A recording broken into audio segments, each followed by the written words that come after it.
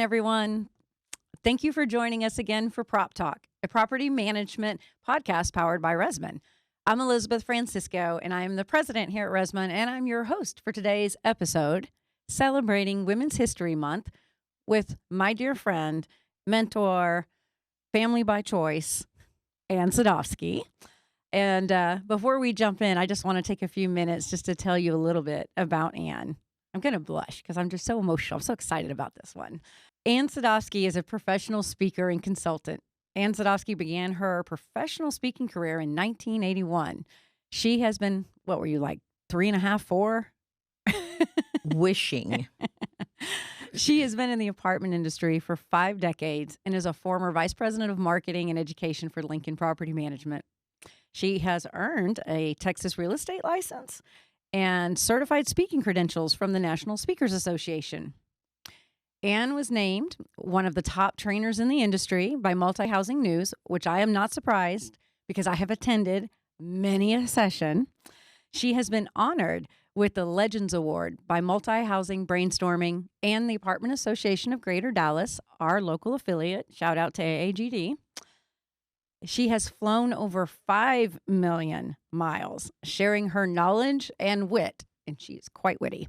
And her success story has been featured in many national magazines, including Money, Texas Business, and the Ladies' Home Journal. Mirabella magazine named her one of the 1,000 women of the 90s, along with Oprah and Mother Teresa. That's kind of impressive. She is a contributing editor and feature writer for a variety of publications and is often quoted in newspaper and magazine articles pertaining to the development of people skills. She's a co-author of 2 books, Mission Possible with Brian Tracy and Stephen Covey, and 101 Thoughts for Becoming the Real You with Alexis Rice, who is also another fabulous woman. Anne is multifaceted. She can speak to many topics, shares skills and tools that are life-changing, common sense, fun, but no nonsense. She lives in Dallas, Texas with her favorite husband, Randy, and her 2 funny Cheweenies, which didn't even know that was a thing. It is. And 2 very talkative parrots. So welcome to our podcast, Anne. We are thrilled to have you. You make me blush, and thank you, Elizabeth. I am honored and delighted to be here with you today. Every minute I get to spend with you, I love it. Oh, well, thank you. So I don't know if you guys can tell yet, we might know one another. Yeah, pretty much. Yes. So just to give a little backstory as we get ready to jump in, I am so beholden to Anne because my entire experience and my first day in the industry started with Anne Sadovsky. So talk about being lucky. I started as a leasing temporary with Sadovsky Stars and was fortunate enough to be in Anne's training class in literally my first day in the apartment industry. I got that ace in the card out of the cards right off the bat, and I'm forever grateful. And Anne has been in my corner and helping me through my entire career. It doesn't seem like it was that long ago, but I guess if I didn't think about it, it's almost 30 years for me now, which is crazy. So when we were talking about, celebrating Women's History Month, for me, a little selfish, but I also feel like there's so much great knowledge for Anne to share that you're the first person and the only person that came to mind for us for this month. And again, I'm honored. Well, it is well-deserved. Thank and you. I know I'm not the only one whose lives you have changed and shaped over the years, because if I bring you up, I hear about it. And I know that you are not done yet. And you've got a lot of other people that you're going to help and mentor and help shape their future careers. So I am just super thrilled and just thank you for being you. I know there's not supposed to be crying on podcast. She makes me blush, and I don't blush readily. I know we're gonna dive into a lot of things, but I just wanted to think about starting right off the bat. Like we were gonna talk about, the past, the future, and the present. And I kind of wanted to think of it a little bit differently. And I don't know if you noticed this in the notes I sent you, but I think there's something to be said for becoming Anne Sadovsky. Like you've always been Anne Sadovsky, but the brand, what you represent, and your presence in the space is really something special. And you think about, how that career started and what that was like. So I think just as we get started to dive right in, tell me a little bit about becoming Anne Sadovsky and where did it start? Wow. Well, it didn't start out Anne Sadovsky until I married married Marvin Sadovsky, and he's gone. I mean, when I said my favorite husband, people say, "How many of you had?" So it's interesting when I think back on how it got started, and there's always been some kind of a divine order going Mhm. on for me with this. I'd never lived in an apartment. I knew nothing about apartments. I started working. I became a single mom a second time. Lived in Richardson, 2 boys who are about my age now. That's when people say, "How old are your boys?" At my age.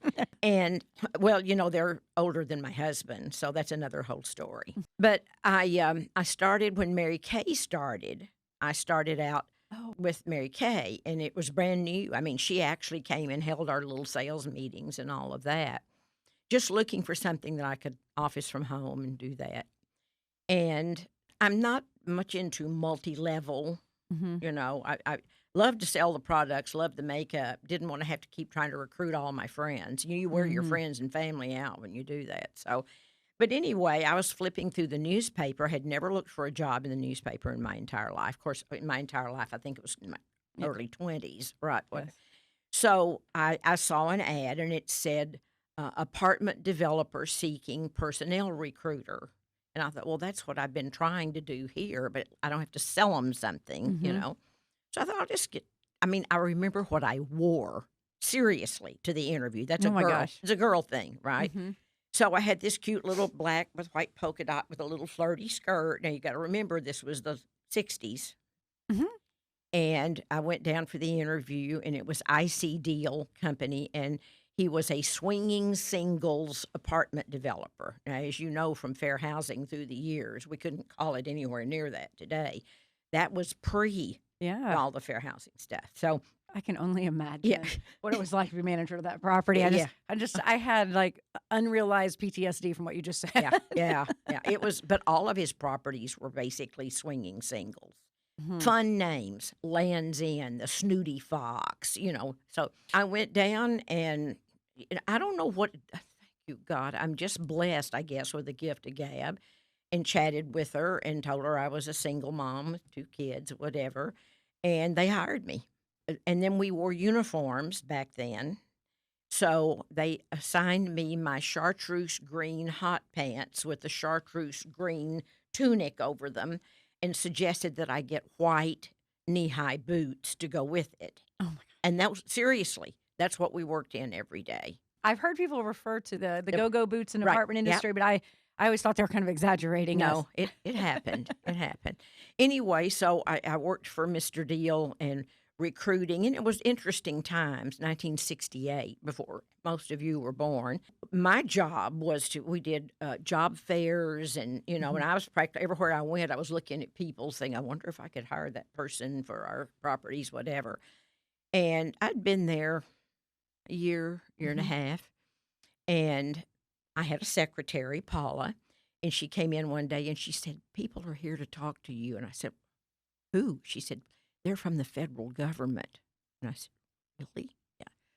So I said, "Well, it was 2 men." And I said, "Come in, have a seat, introduce myself." And I said, "What can I do for you?" And they said, "We are looking at personnel recruiters to be sure that opportunities are being offered Mhm. to women and to people of color. Mhm. And we'd like to know how many people of color you have hired since you've been here a year and a half." Now, I wasn't hiring everybody. My job was the office staff, Uh-huh. so it was a little more. And I said, "Well, honestly, none." And they said, "Why not?" And I said, Nobody has applied. Mhm. I certainly, we're open to that. We're a progressive company, but nobody's ever applied." And he said, literally, "If you haven't hired some people of color in the next 6 months, we will bring you some people to hire." Mm. And I said, "Okay, but I can't run an ad that says people of color, please apply." Mhm. So it was an interesting beginning for me. You remember 1968 is the same year that fair housing started. The Oh fair wow. housing laws went into place. The first one's race, color, national Mhm. origin, religion. First ones were put in place. So anyway, I worked for Mr. Deal until he had sold his properties to a company out of New York, WM Capital, Wien and Malkin, and they owned the Empire State Building at the time.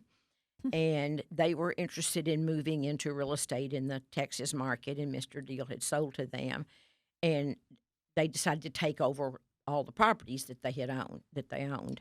So 2 men walk in again one day, and we're going to hire you, and we were hiring only 2 people from the corporate staff. And this was the accounting manager and me. And I'm going, okay, I'm not sure why this is not like a major job to run the business.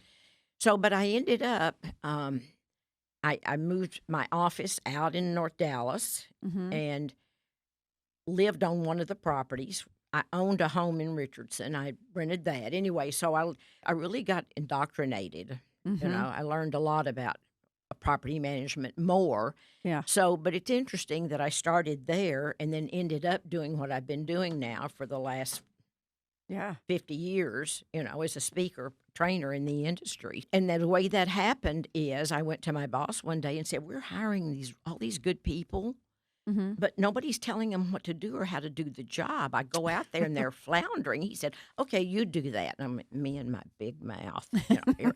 So that's how it started. I started with this. People ask me, why are you never nervous? I started with 10 people in an office sitting around talking about how to do the job.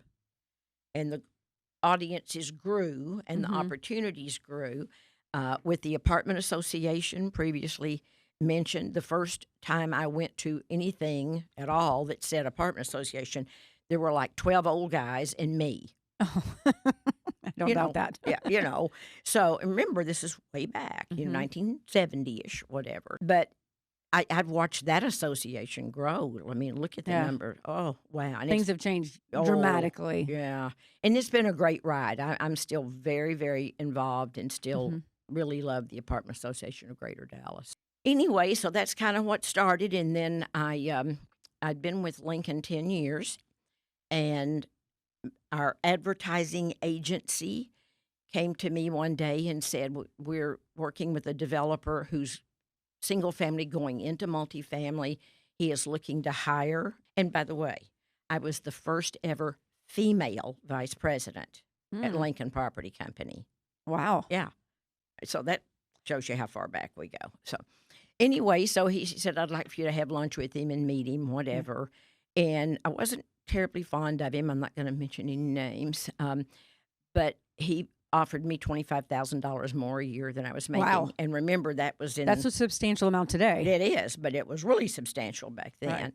So I gave my notice and very tearfully resigned and went to work for him. I worked for him about 2 years, and he never really got into multifamily. And he was extremely difficult. I mean, and I won't go into the gory details, but he was very much a chauvinist. Well, it's funny that you know, when you just pointed out about Lincoln, one of the questions that is stewing up here in my head right now is just what was it like for women in the industry at that time? And as you were, you know, in the 70s and 80s, and how do you feel about that today? Blessed. I don't know that every woman who walked through the door would make it back then. I mean, you had to have some strength. And, you know, I last night in the middle of the night, I was thinking, what would I say about why I made it through that? You know, we talk about mentors. There were no mentors. There was nobody to turn to. I didn't know another woman in the industry at the time. When I went to work for Lincoln, I went to them. I went to Don Shine, who was the head of the property management company back then. And I made an appointment, and I said, I know you're active in the apartment association. That's where we met, and I'm getting more and more active. And I think the apartment association needs to start doing some training. So he said, well, that's a really great idea. And we talked a little bit, and at the end of the conversation, he said, you know, I'd rather for you to come to work for me. He offered me a job, marketing and training director, whatever. I was there 10 years. Wow. Went to work for the other guy. 13 years, the most miserable months of my life. And when I decided I had had enough, and he was not didn't go into multifamily as he had promised, and that's my shtick, obviously. Mm-hmm. I just said, I'm going to move on, and I think I'm going to start my own business. So when I think about that miserable 13 months, I also know that he was kind of like he kicked me out of my nest and made me fly.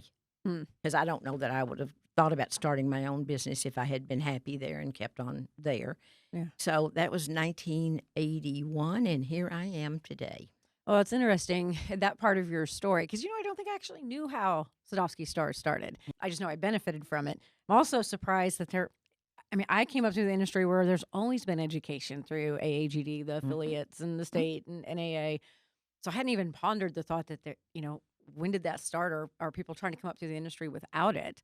Which does explain a lot as people are out there just trying to figure things out on their own. But taking that leap of faith for you to jump out there. I mean, you had a lot of frustration, which I'm sure I can relate to this. I'm sure a lot of women listening can relate to this as well, where we're in those positions where we feel like our voice can't be heard, or we're beating our head up against a brick wall.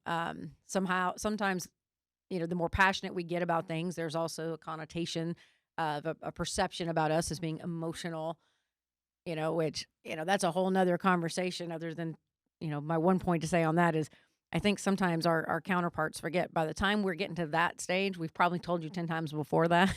And now we're just at that point, at least from my experience. But that leap of faith that you had, that's something we still talk about today. I mean, I've been on several panels and been fortunate enough to go out and do some speaking.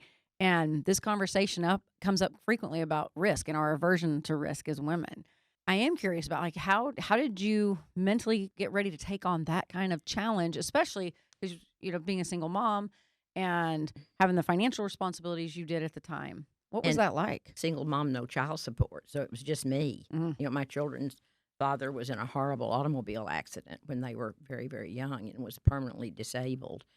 So, but I can pretty much put that in a nutshell. I decided before Randy that I had been through a few too many husbands and that I needed to get a little help. So I went into therapy for two and a half years. And Dr. Ward said to me one day, one of the greatest things about you is that you have zero fear. One of the worst things about you is that you have zero fear. But I don't know why. I wish I knew better why I never felt challenged by making the effort. I saw it. I did it. Thank God I succeeded. And I still am fearless. Oh, I would agree with that. Yeah. There's a friend who she's actually I think one of the board members for AAGD right now, Antoinette Williams, and she's precious. I love her. She's somebody to watch. So anybody listening to, she may be someone else's Anne Sadovsky in the future. But it's interesting because when we have our conversations, we talk about she's a lot more like you. She's pretty fearless and has had a lot of confidence in herself. Whereas when I was coming up, my own personal situation was more about being voluntold and then succeeding, surprising myself and hopefully others. And I think that was a pretty consistent pattern. But it always made me wonder too, like what was it that used to hold me back? I was so afraid to put myself out there to do something. But the second you asked me to do it, I'm going to do it 120%. And that was a consistent pattern. So, I still to this day think about that as there's women like both you and I out in the world right now. And I think for one thing for me is I didn't celebrate my successes. I had a tendency to try and if I gave 120%, my mind would go to, well, if you'd given 130, what would you have gotten? And so I would focus on what else I could have done without even acknowledging that I just did more than anybody else would ever think of doing. And it's only in the last couple of years at my age too, because now I'm over 50, that I finally got to the point of realizing I think that's what it was for me. And which is crazy considering all the work that was done in the process. But, I think for you, did you find that you took time to celebrate your successes? I mean, did you take mental stock of them? It's one of the nice things about being a professional speaker is you have regular applause. That's a good point. You have regular applause. When you're good at what you do, when you do what I do, you get a lot of applause. And so that's celebratory for me. And, of course, making friends all over the United States. And I'm not oddly enough, and people don't ever believe me when I say this, I'm not a social person. I'm a non-drinker, which makes me absolutely no fun in that group, you know. And I just, You are your own bubbly. I am my own bubbly, is the best of my ability. You know, Tony Blake is Mhm. the sunshine of our industry. You talk Mhm. about outgoing and a huge personality and Yes. making friends all over the United States. And we would be working a conference together and sharing a room. And I would have dinner and go in the room and read and whatever. And Tony's out dancing and drinking champagne and making friends. So she's really my personal friends in the industry are people more like you. You Mhm. know, I met on a business basis. Mhm. We've had lunch, we've had dinner, but I'm not a party girl. Mhm. And people don't always when you're outgoing and outspoken. Yeah, I think that would So surprise a lot of people yeah, about you. yeah, not a party girl. So anyway, and of course now that I'm up in years, I'm definitely not a party girl. Partying for me is staying up past 9 o'clock. Yeah, they people who say that never finish that sentence by saying what time you get up. Yeah, that's 'Cause right. That's there's right. a difference there Yeah, for yeah, sure. yeah. So, I'm thinking about is I know what word I think of, but it makes me curious. If there was one word you would think of to describe you, describe yourself, what would that one word be? I think tenacious. I'm pretty much a stick with it person. Mhm. Again, with the one Mhm. 13 months, and I didn't stick with it, but it was when I tell you it was bad Mhm. and how I had to handle it. So I'm Mhm. going to give you a quick example just for everybody's entertainment. He was putting us all on a private jet to go to Las Vegas for the NAHB conference. Mhm. I was the only female on staff level there, Mhm. as usual, as it has been all my life, up until these modern times. Mhm. Anyway, so we're sitting in the staff meeting. He said, "Now, Sadovsky, just because you're a damn woman, it doesn't mean you're going to get your own hotel room. You'll have to share a room with one of the guys." Because he always was trying me, always trying me. Pushing the buttons. So I sat there and I said, "Do I get to pick which one?" And of course, all the guys laughed. And he said, "No, I'm serious about this." I said, "That's fine. As long as their wives know that they're sharing a room with a woman, it's fine with me." I just, he was always trying to push my buttons. Mhm. So we arrive in Las Vegas and go to check in, and I'm in a suite on the top floor by myself. Mm. He just had to test me, Mm. had to test me. So learning to handle that kind of situation, Mhm. and it's my personality. I didn't study, I didn't learn it, I didn't take a class. It was natural for me. One other quick instance is I was walking by his office and we'd been to a grand opening of something, and I said, "I met your wife. She's just darling." And he said, "Would you sleep with me if I didn't have her?" And I looked at him. I said, "No, sir, I wouldn't." He said, "Why am I not your type?" I said, "This is a ridiculous conversation. I'll be in my office." Mm. And from then on, he tried to try me every day to make me yield. It wasn't about sex. It was about power, Mhm. Yep. all about power. So if it happened today, a woman would sue for that. Mhm. I wanted to pitch him a quarter and say, "Call somebody that's interested in talking to you." I'm not. Yeah. That was when we had a payphone for a quarter. Yeah. Well, it's interesting. There's because we're having a real conversation.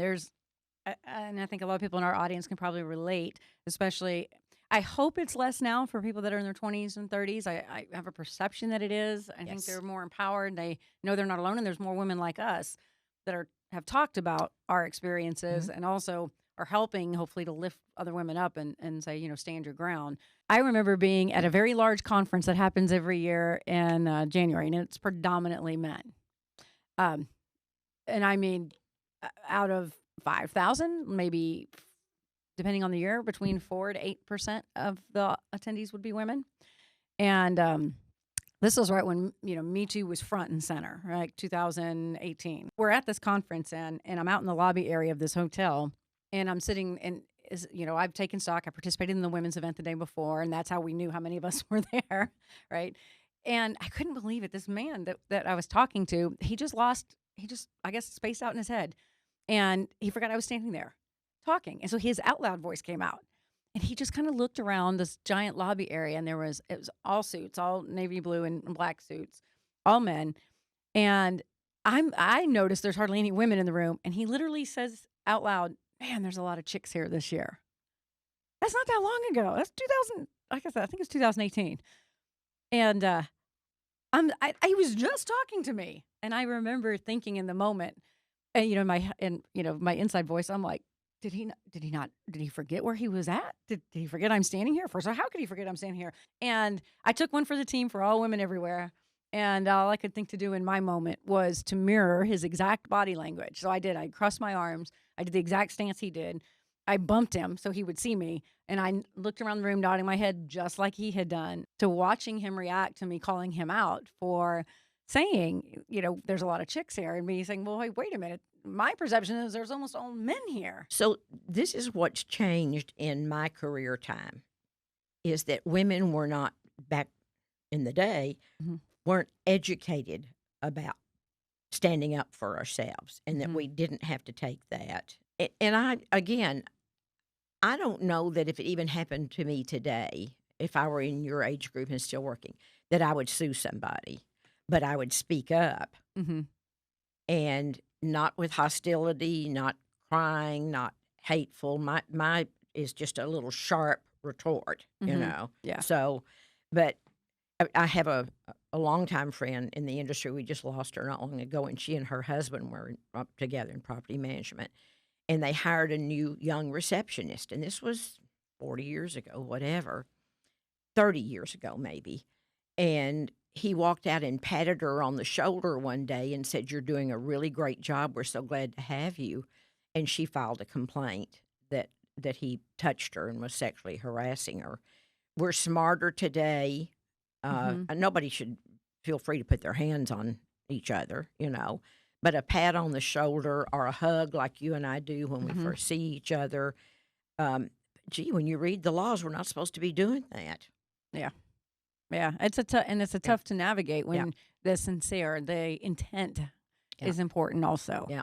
And that's the part that I think is, I thought about this because I have a dear friend that I used to work for. They're based out of Florida. One of the things that he had asked me, and from his perspective, and he's an advocate. I mean, he wants to stand shoulder by shoulder. There's a lot of women in top leadership positions in their company, help support me as I was coming up through the ranks. And actually, I had to file a complaint within that company because of a general contractor, the GM of a project that we were doing, who was kind of like the same thing you experienced, was pushing every button I had, trying to, and really took it to the extreme. And they 100% supported me. And his question to me was, my perception is things are getting better. But after hearing the session and the panel, he's like, now I step back and I wonder, are we making as much progress as I thought? And I thought that was a really interesting question. It's one I keep asking people as we go out and we talk around the country, because there's been a lot of advancements. Like I said, you see more women in leadership positions, but do we see enough women like yourself that started your own business? Do we see enough of women reaching up into partnership levels and, owning that space so that the rest of us coming up behind them see that and go, oh, I can aspire to be that too? Because when I travel around and I ask people, where do you aspire to be in the future? You're in multifamily, been in it for 10 years. What do you think it looks like long term? What are you trying to get to? What will you look back and think is your measure of success? And it's interesting because of, thank goodness with Resman, I get to travel around and meet a lot of different people. And I never hear people tell me, specifically women, and women of color as well, or even multicultural women, there's no comment. I've yet to get anyone say, I want to own my own company. I want to own my own management company. I want to be an investor in multifamily. Like, I don't hear that from, I'd say, middle managers and down. And it really started to make me question, why is that? And then when you look around, you can kind of see why that might be, because they don't see people like themselves in those roles. And so I just, I think about as our industry, how do we go about making that kind of change? I mean, you've been through, we said 5 decades. I still don't think that's possible, but we'll say 5 decades. This is my 53rd year in the industry. Well, she's doing something right. But just thinking about how much you've seen, how much change you've witnessed, what do you think will help us get to that next level, to where we'll have more women and minorities coming up through multifamily that will take that leap of faith of starting their own business, or at least thinking and aspiring to do so. When I see the difference today Mm-hmm. than in 30, 40 years ago, how many female vice presidents and presidents of companies, presidents and vice presidents, et cetera, on boards for the apartment associations. Mm-hmm. We have come a very, very long way. And so I think we're creating more role models. I'm sure Mm-hmm. we've created more role models for women. And people ask me a lot, who are your mentors? Who mentored you? There was nobody. Yeah. You know, I do want to back up and tell you that when I started my business, I called Don Shine, who had been my boss at Lincoln, and said, I'm leaving here. I'm not asking to come back because I want to do something different. I want to start my own company. And I'm going to do training and education. Then I ended up with the employment agency, which we called it back then. Mm-hmm. Lord, terminology changes. And I said, but I'm unsure financially, whatever. And he said, nicest man in the world, never a personal friendship, never had lunch with him, never had dinner with him, just my boss, my Mm-hmm. big boss. And he said, I'm going to give me your account number. I'm going to put $3,000 in your checking account. And that was a lot of money, Mm-hmm. 1980, 81. And he said, and you can pay me back as you can. And I was stunned. Mm-hmm. And it just gave me more confidence that I was going to be able to make my house payment, you Mm-hmm. know, and as I was getting started. And I think back on that, the kindness, Mm-hmm. his faith in me, Mm-hmm. his faith in me that I would be able to do something. So I spent part of the money on a typewriter.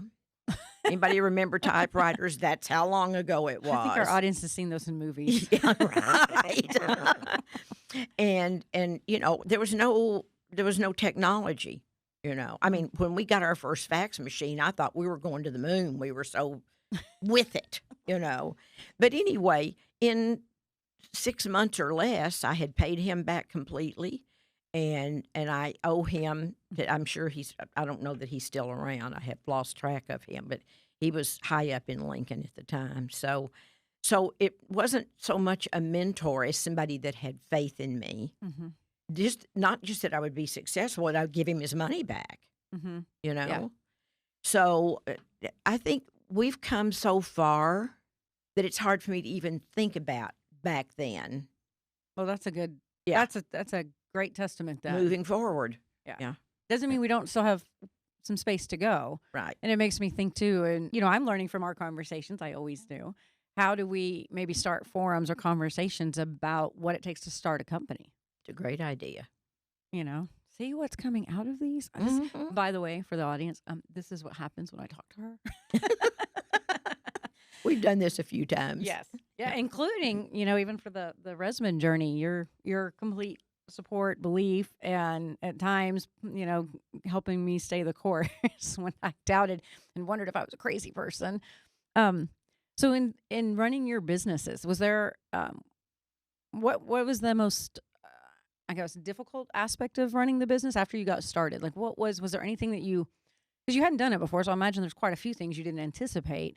But looking back, what would you say was the hardest part that you had to deal with? I'll start with the smartest thing, and that was to know that I couldn't do it all by myself. And my best friend was at Lincoln, which, by the way, is a quick, fun story. When Don hired me, he gave me a list of 5 people that were going to hate me for getting the job. 5 names on a list. He said, these people would like to have had the training marketing director job, and they've been here a long time. And so they're going to hate you. So I called each one and made an appointment and took my yellow pad and went and sat down with them and asked them for input on how they would like to see the training school change and would they be willing to participate. And I don't know, I look back and I'm going, damn, I was smart. I mean, but one of those was my friend Janelle, and she was a bubbly marketing kind of a gal. And that person who was on the she'll hate you list became my best friend and was for 47 years until we lost her a couple of years ago. But I hired her to run the business so that I could travel and speak and support the business as we were getting started. And we brainstormed and we got the idea to do the temp agency. So brainstorming with other women. Mm-hmm. And I don't remember turning back to any guys. I mean, we were perfectly capable and we made it happen. So we were full service marketing Mm-hmm. for a good while. Okay. So we did, we had an interior designer, we had, a creative guy that did ads and all. I mean, we were stepping up there in the early 80s. And there've been a lot of knockoff businesses, our same businesses. Mm-hmm. They saw that we could do it, and more power to them, they did it too. Mm-hmm. I think I might have been a little bit of a game changer for the apartment industry, now that I think of it. Yeah. No, I would agree with that. And Yeah. and I think people look at you that way. Yeah. And for those, people that are listening to this that, haven't had the good fortune to get to know you or to know your story, I mean, coming up here, especially in the Sunbelt states in Texas, I mean, I don't think I know anyone about my same age that didn't come up. I mean, even getting ready for this podcast, telling people while we were at Advocate last week in the NAA Assembly of Delegates, all I have to is, oh yeah, next week I'm doing a podcast with Anne Sadovsky, and they're like, oh, it's Anne Sadovsky. you have groupies. Yeah. But you're right though, because you were a game changer, because there wasn't, and thank God you were, because I don't know that I would be where I'm at without seeing you having more than just seeing what you had accomplished and knowing who you were. It was how you supported myself, how you supported me and other women in the industry. And I think it's interesting, because that is, unfortunately, there are still times, and I dealt with it out on our properties, and it seems like in every company I've been at, there's sometimes we can be our own worst critics. Worse than that, we can be even harder on other women.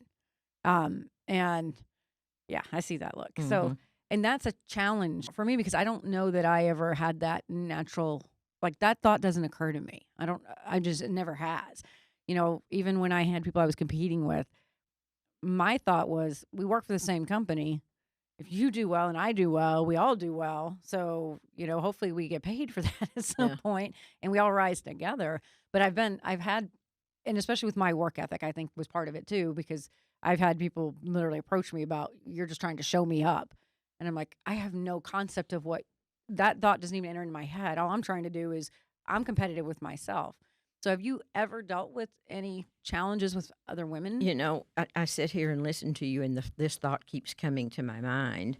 And men, eternally, from the beginning of time that I know about, abuse of power has been huge. Mm-hmm. And we see it today. Mm-hmm. We see it in Putin. Mm-hmm. We see it in our own presidents. We see it in major corporations, and I think women, when we first started getting some power, our only role model was the abuse of power guys. I hope that I never did it. I don't remember doing it. It's not in my mindset, but other people can see you that way. Just because you're the boss or your name is on the door, whatever, I think other women sometimes might think. But I was really quick to give promotions and titles and equal opportunities, because I wanted them to stay with me. Yeah. But were you ever the victim? Did you ever feel like you had to overcome that with another woman, either in your company or out in the space where you were competing for business? I don't. I mean, I know that sounds ridiculous, but remember, I didn't work for other women. Mm-hmm. I became the boss. Yeah. So I didn't have that in between time where a woman would have an opportunity. I mean, not in the associations, not in companies. And I guess, again, one more time, I was a first. Mm-hmm. So. You have a lot of firsts. Yeah, a lot of firsts. I think we could do a whole episode of firsts, couldn't we? Yep. I was like, you were reflecting on some of them. Is there a couple of firsts that would like to share with us that we haven't already talked about? Well, as mentioned, I was the first ever VP, Mm-hmm. female VP at Lincoln, and I was due to be the first female president of AAGD. I was on the board, and that was coming up for me when I left Lincoln. So it took me out of the, because I went into single family, Right. and he wasn't yet in multifamily.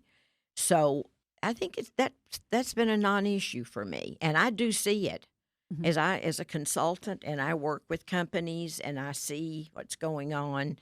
I see more competitiveness and snarkiness between the female leadership and team Mm-hmm. members than I do.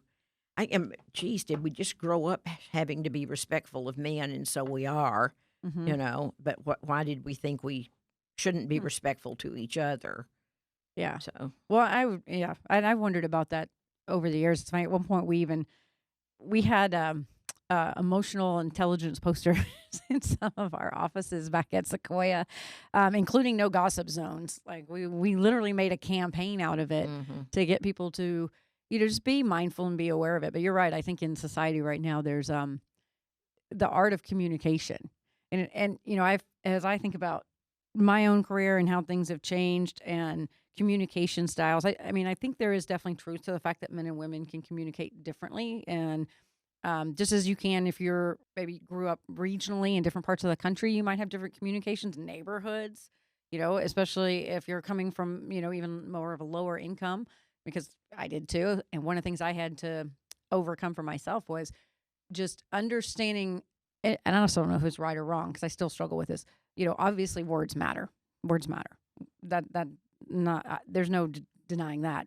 But the assumptions of speaking naturally about from where you come from and learning, almost feeling like you have to project something different to where it feels so unnatural for you. And I'll just give a great example. Sometimes in the path of Resmond, we've been surrounded by a lot of college graduates and people with master's degrees, and there's a different vocabulary there that can be almost intimidating. So much so that at one point in my life, I'd record conversations so I could go home and look them up. And I'm not kidding. And I'll never forget, and I can't remember the word right now, but there was one word I'll never forget, and I can say it because Gavin Turner will remember, because that's how I knew he was really upset. But he said it with a nice tone. Well, not a nice tone, but it wasn't the tone I would have expected once I went and looked up that word. So he was obviously showing restraint. But he was very frustrated at a certain conversation we were having at the executive level. And I just remember at the time going, I know that's an upset tone, but I have no idea what that word just meant. And sometimes letting that get in my head and it being intimidating, because you can't measure up and you can't have that same conversation. But I've also seen it where others on the other side, because I'm not using that same vocabulary and I'm just good old E, which is what everybody calls me in the company, that sometimes that is looked down on and I'm looked at less credible. And you go around and you do a lot of consulting, you're very active and you're going in and you're helping companies and dealing with their different internal challenges. And I just wondered if you've had any, if you've seen anything like that, or what your advice is for people who may be dealing with that. Time changes so much. I'm sitting here listening to you thinking about your kids' age group, Mm-hmm. who grew up seeing equality in men and women. Okay. So I'm sitting here thinking, please excuse me, old guard, when the old guard dies off, Mm-hmm. your age group even, but especially your kids' age group, have never seen that lack of equality. I mean, we know it's still out there, but not like it was when you and I came into the workplace. Mm-hmm. So, but I also think the same thing about how long will it take and how much old guard has to die off before prejudice leaves our world. Mm. Especially at a time when, and of course, teaching fair housing, that's a big part of non-discrimination, of how people of color are still treated today. And I thought it would be over by now. Mm. I thought it would be past. And when I go to my great grandchildren's birthday parties and see all of the children, it looks like a "We Are the World" poster. Hmm. Everybody loves everybody. There's no concept of color of skin or male or female or what language they originated with or whatever. So I guess what I'm saying to all we're talking about is it has taken time. Hmm. We have come a long way, baby. And I think your kids will be living proof of the ability to accept each other for many things, Hmm. not just for equal opportunities at work, not just for having a female owner, a female boss, a female regional, whatever. And when you look at our industry specifically, it's very female driven. Hmm. On site, Oh, it 75, I'd say 75% probably yeah, are women. yeah. And then you turn around and you have the service team, and they're 90% male. Hmm. But I have known female service techs that were knocking it out of the park, Hmm. you know. Yeah. But then they had to take the stuff off the guys, Hmm. you know. Yeah. So that's, it's an ego thing, and I'm not just saying with guys. Egos get in the way of so much of our success today. So, wow, this is powerful. I think I'll write a book. Let's do it together. I was going to say, you know me, we were going to get into some deep conversation. Yeah. It's like all things. It does take time, and different areas, I think, are different parts of the country are more progressive probably than others. And, when we did, some conversations with other women in the industry, other really strong, amazing, confident women who happen to be Black in our industry, hearing some of their challenges and them recognizing things they're still seeing or witnessing. We did a highlight on the Crown Project, which talks about being, it's a legislative initiative so that you can't be discriminated against or reprobated even in the workplace because of choosing to wear your hair naturally. Yeah. I had no concept. I Mhm. didn't know that. And I guess once I heard it, nothing surprises me anymore. I guess I should say that, but hearing how recently that's been an issue for some people in our industry in particular, that did surprise me.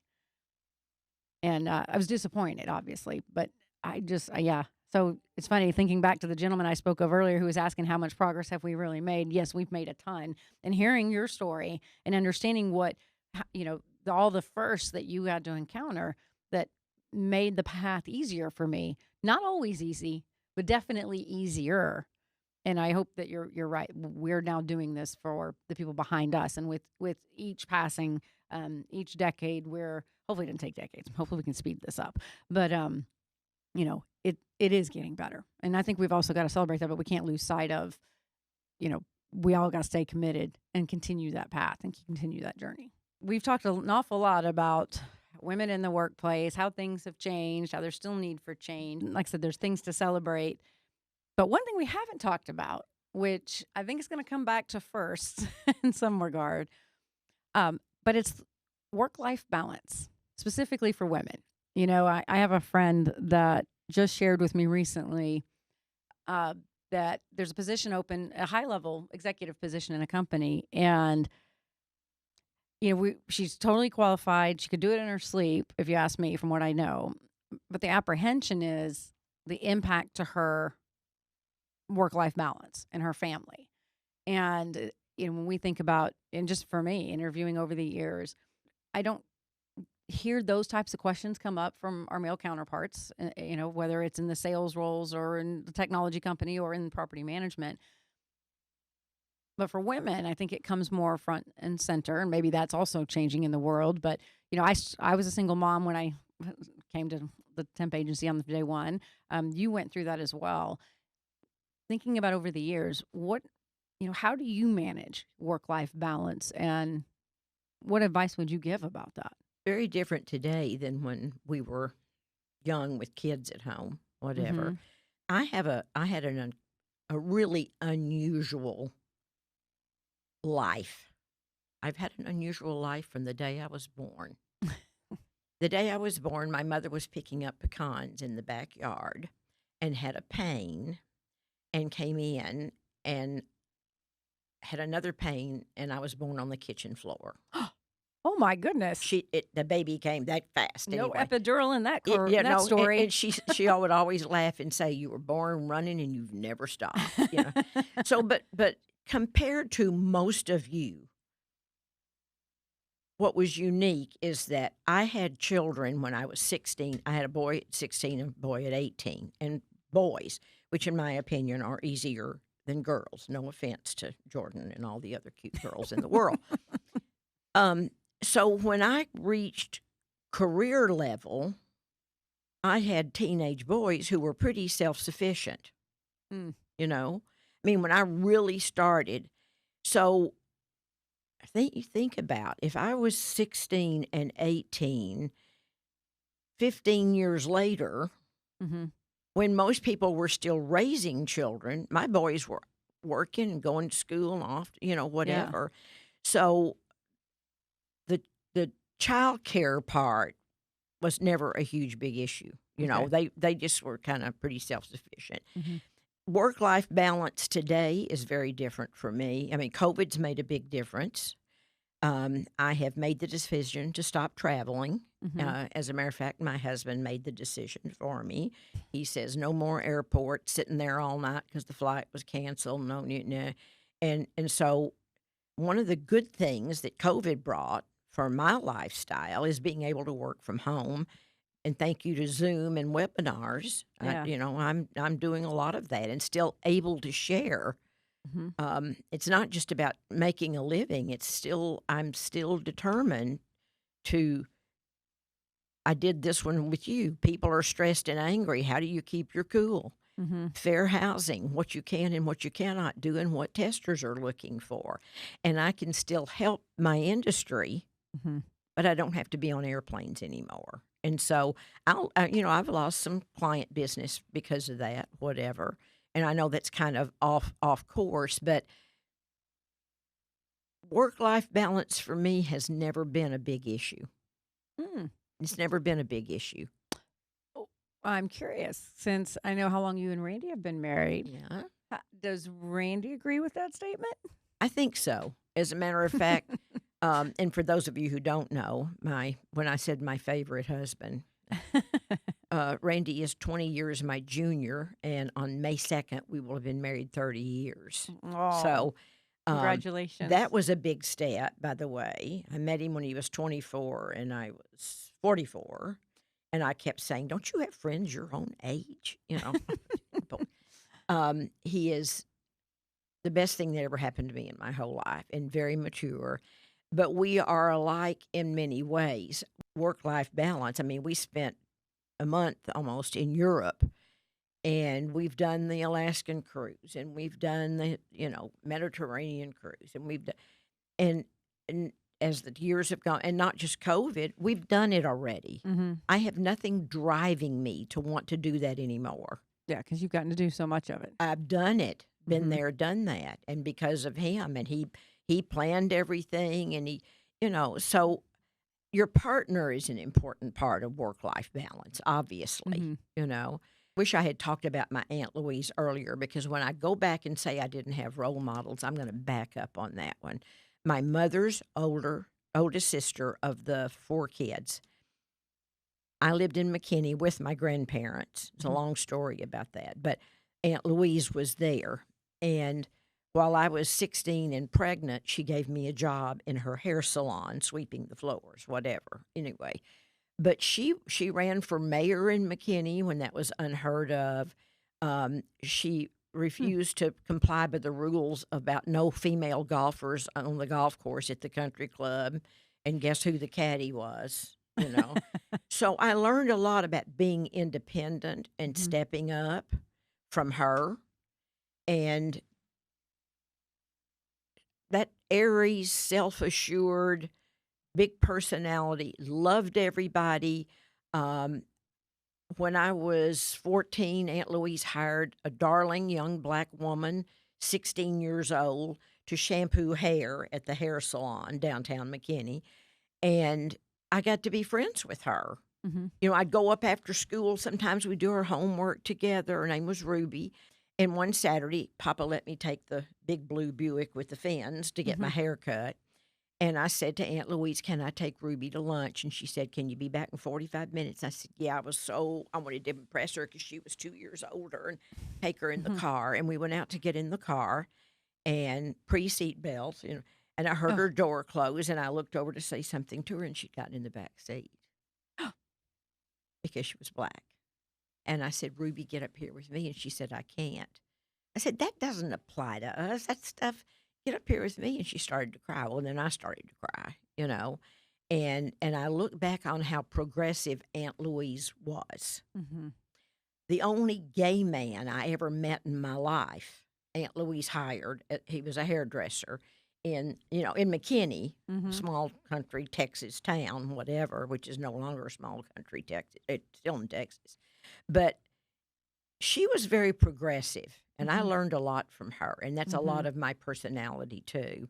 But I think that's important on how we developed to where we are today. And so that's a long way from what about personal time. But it wasn't important to me when I was starting my career to travel and have fun and do other. I had 2 kids to support. And my work ethic has always been, if I say I'm going to be there, I'm going to be there, And if I'm going to do it, if you ask me to do it and I agree, I'm going to do it and get it done. And I think women are more and more in that mindset today. Yeah. I think a younger generation, the millennials, Gen Z. I don't know what's after Gen Z. I'm sure there's a name for it already. I just don't know it. But there's, even just talking with my kids, there's definitely a different priority in their minds, and probably because of watching how I worked, and even Cole, how both of us, but we owned our own businesses, and I do think there is a priority, but there is also this mindset that I hear from them and other people in their circles. I call them kids just because they're younger than me, and they're the same age as my kids. But that concept of really fighting for and protecting their work-life balance, and this concept of I wouldn't say watching the clock, but they have a mindset about what they're willing to give to their job, and that's it. And they don't feel it's necessary or should be required to get ahead for them to do more than that. And with you going and speaking around the country, I struggle with that because I think that we do need to have. I wish I had better work-life balance. I do. I put everything I had into what I was doing, almost to a fault. But then there's also part of me that's like, yeah, but we wouldn't be here if I hadn't done that. And so there is, some aspect of understanding as you progress your careers. There is sacrifices, but you've got to weigh out what is that reward and is it worth it to you?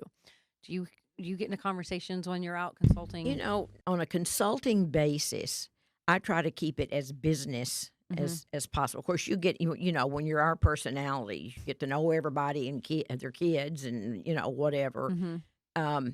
But really more focused on business. But as I think about what you're saying with work-life balance, there is a big difference when you're self-employed, and there is a big difference when you have the responsibility of feeding your kids and no other income.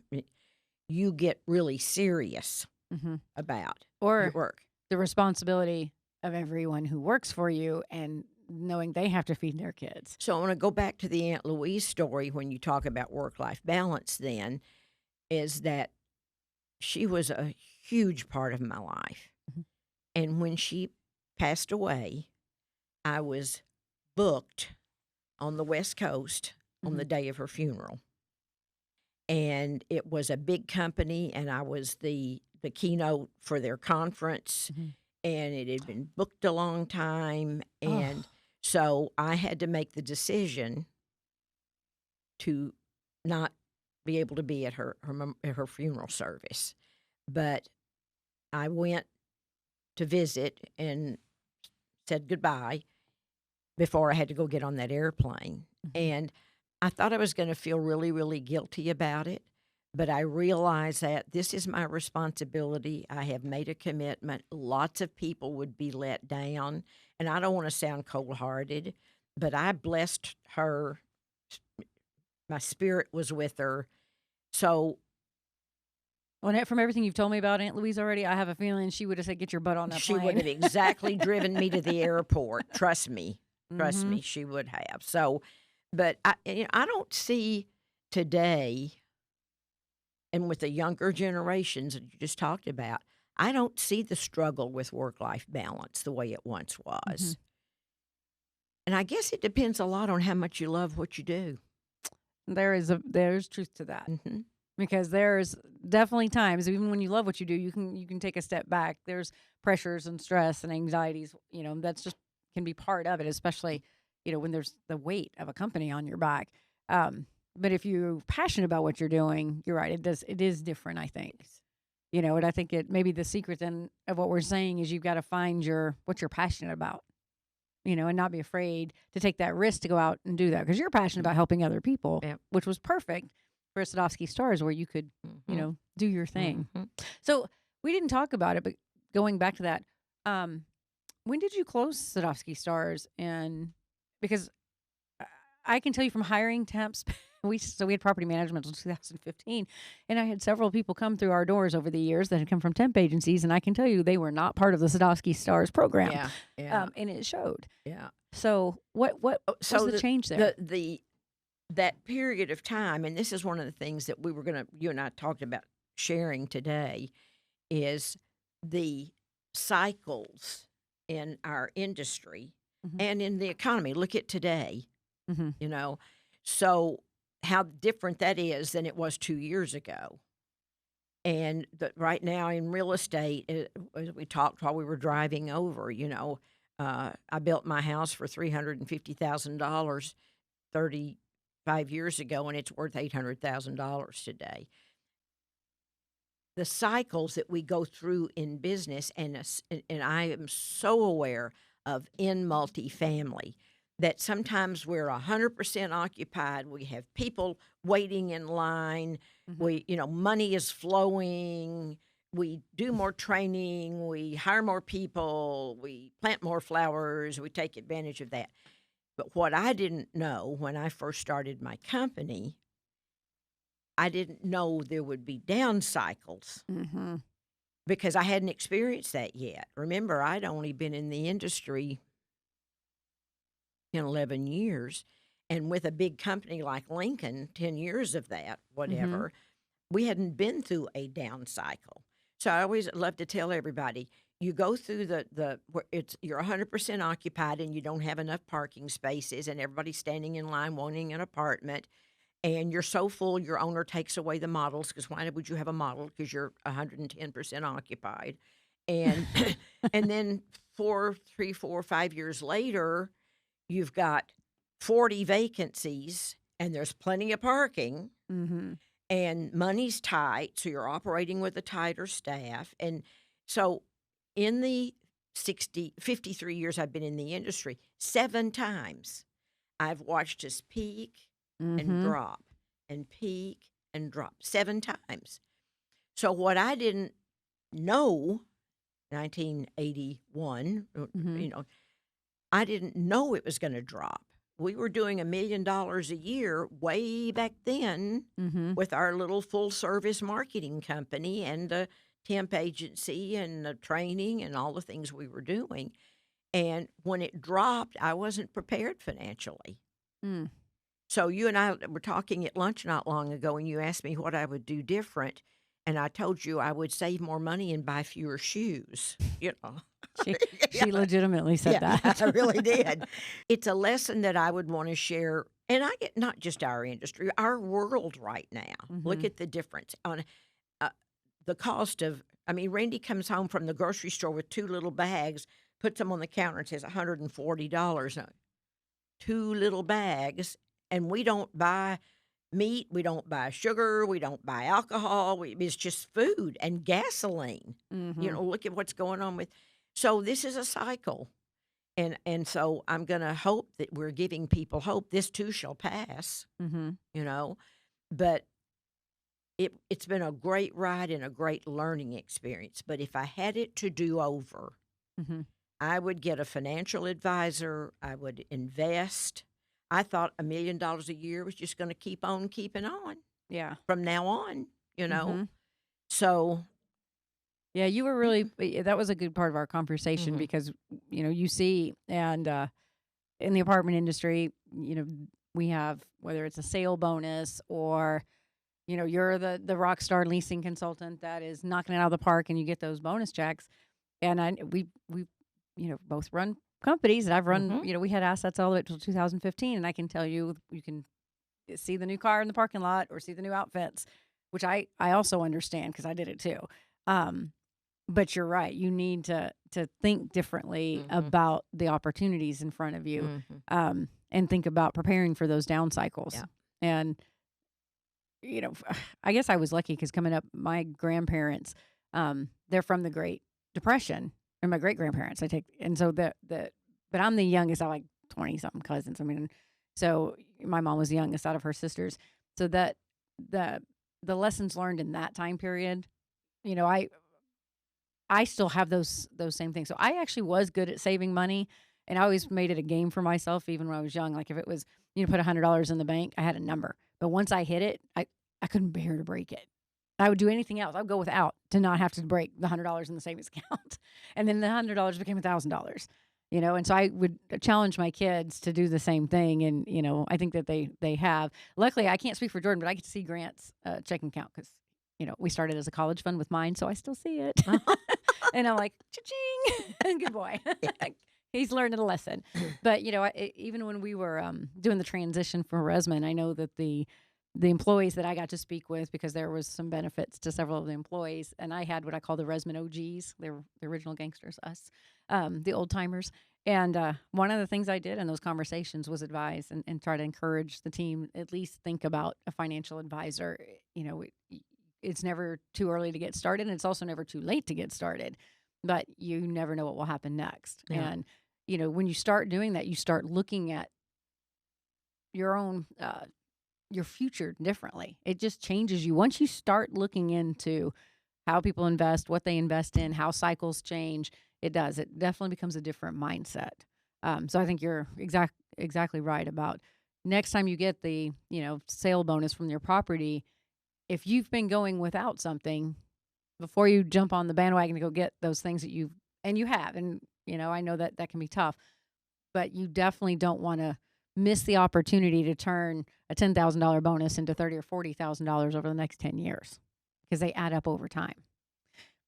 So I wish I'd known then what I know now.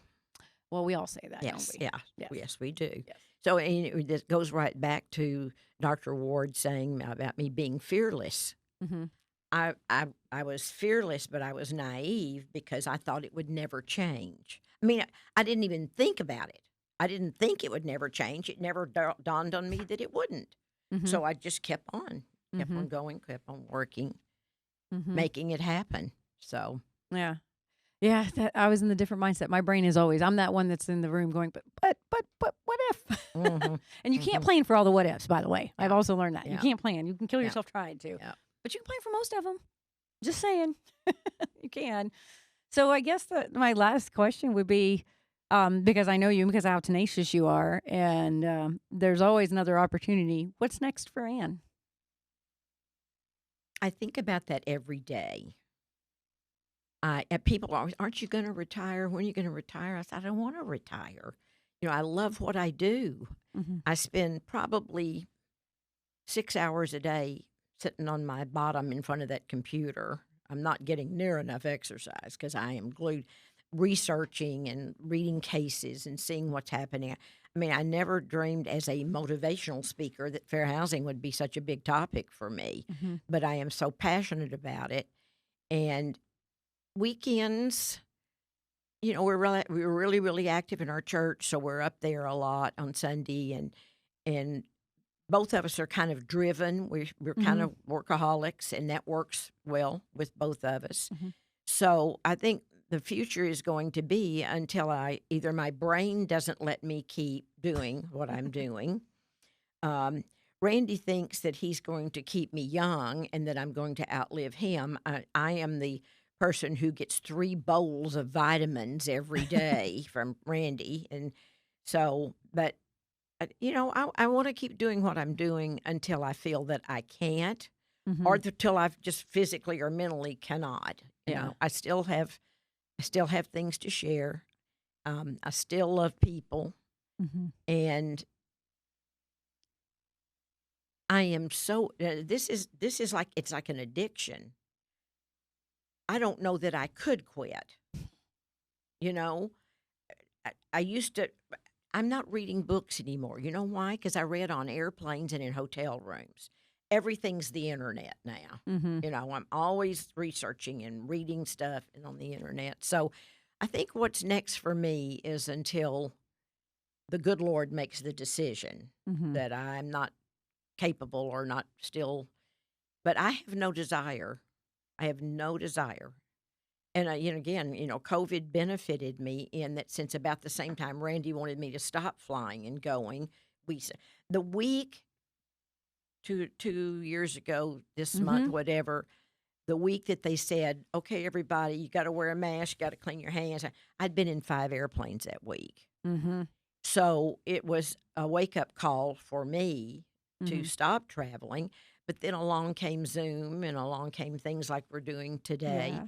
And I'm still able to share. And you just did a big series with a company. I can't remember. I don't know if you can say the name. Probably not. But you were just retained and were doing I, virtual yeah, classes, yeah, right? I think I did 12. Yeah. I'm pretty sure.